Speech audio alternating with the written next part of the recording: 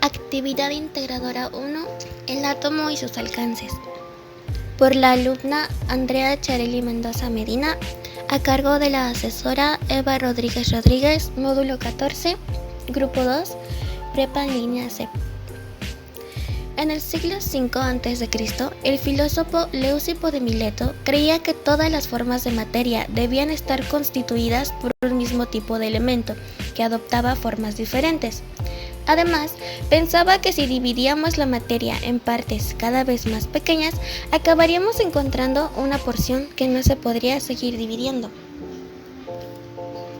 Más tarde, su discípulo Demócrito de Abdera atribuyó el término átomo, que en griego significa que no se puede dividir, y aunque algunos filósofos, como Aristóteles, negaban la existencia de los átomos, muchos otros creían en la teoría atómica.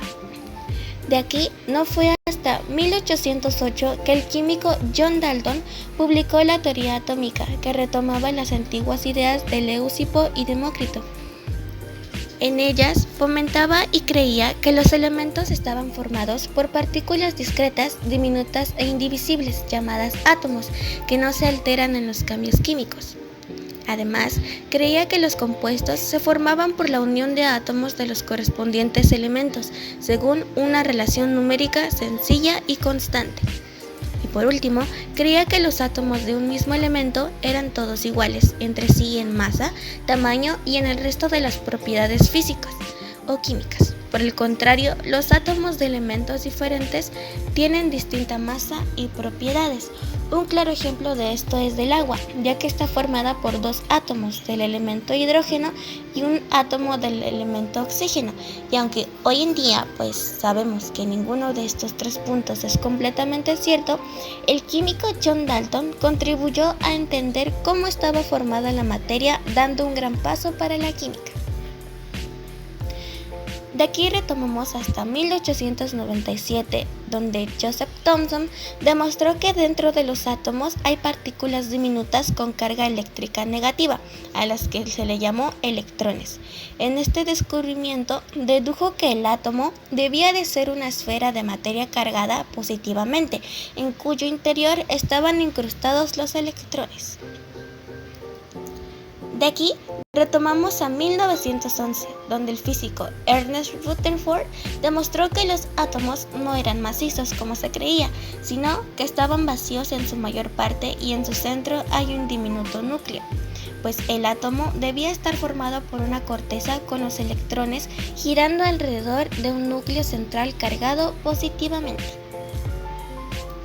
De aquí retomamos 1913, donde Niels Bohr propuso un nuevo modelo anatómico, según él, el cual los electrones giran alrededor del núcleo en unos niveles bien definidos, pues supuso que los electrones se encuentran y giran en órbitas definidas. Cada una contiene una cantidad de energía.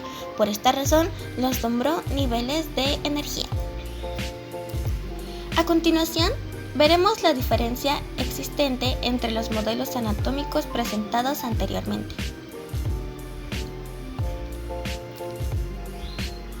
El modelo de Dalton. En este modelo podemos ver que no presenta un núcleo a diferencia de los modelos de Rutherford y Bohr. En el modelo de Thomson es igual que el de Dalton, ya que igual no posee un núcleo como en el de Bohr y Rutherford. Además, los electrones están incrustados sin movimiento alguno. En el modelo de Rutherford, los electrones giran describiendo órbitas que pueden estar a una distancia cualquiera del núcleo. A diferencia del modelo de Thomson, los electrones sí poseen movimiento. En el modelo de Bohr, a diferencia del Rutherford, el modelo se puede encontrar girando en determinados niveles. Además, a diferencia de los otros modelos, este modelo no tiene órbitas definidas y sus electrones se mueven juntos.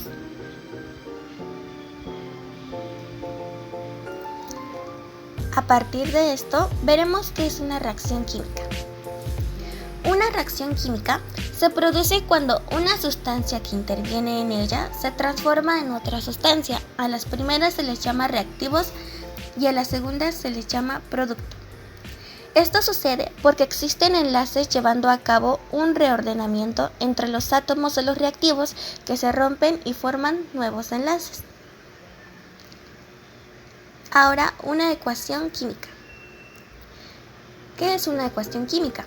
Pues una ecuación química es una forma resumida de expresar mediante símbolos y fórmulas una reacción química. En una reacción química solo aparecen las especies químicas de partida, es decir, los reactivos y las sustancias finales o productos. Ahora, la diferencia que hay entre reacción y ecuación química. La reacción química es el proceso de una sustancia que interviene en otra para transformarla a una nueva sustancia.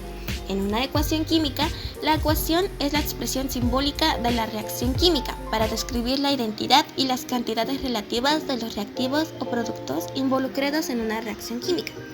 Así que, en conclusión, una reacción química solo aparece en las especies químicas de partida, es decir, en las sustancias finales o productos. Y en una ecuación química, se presenta el número de cada tipo de átomos. Además, se especifica el estado de agregación de cada sustancia de manera simbólica. Ahora veremos la forma en que los átomos forman enlaces. Los enlaces químicos se forman ganando, cediendo o compartiendo electrones para alcanzar configuraciones electrónicas estables, porque cuando se unen a otros átomos alcanzan una situación más estable, es decir, la que les supone un consumo de energía menor. Los principales tipos de enlaces químicos entre átomos son tres: los enlaces iónicos, los covalentes y metálicos. Estos se tratan de enlaces fuertes y duraderos que unen a un átomo con otro átomo o grupo de átomos.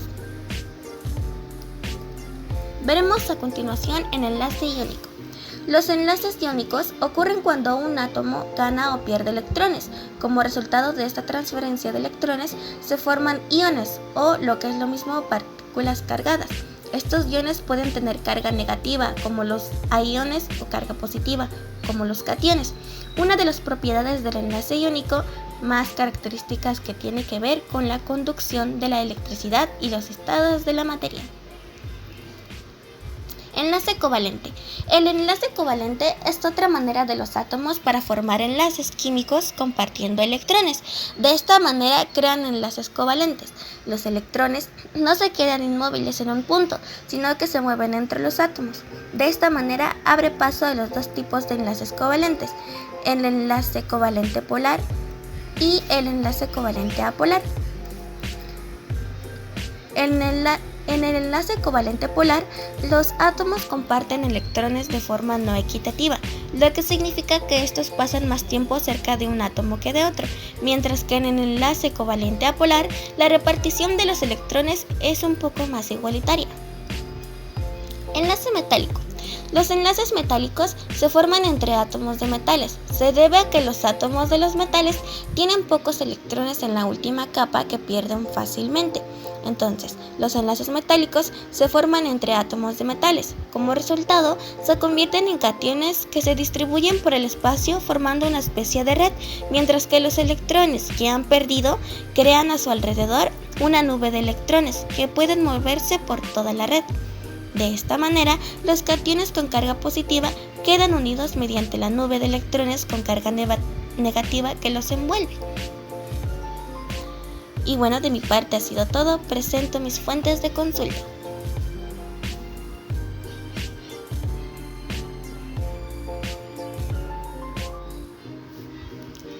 Gracias por su atención.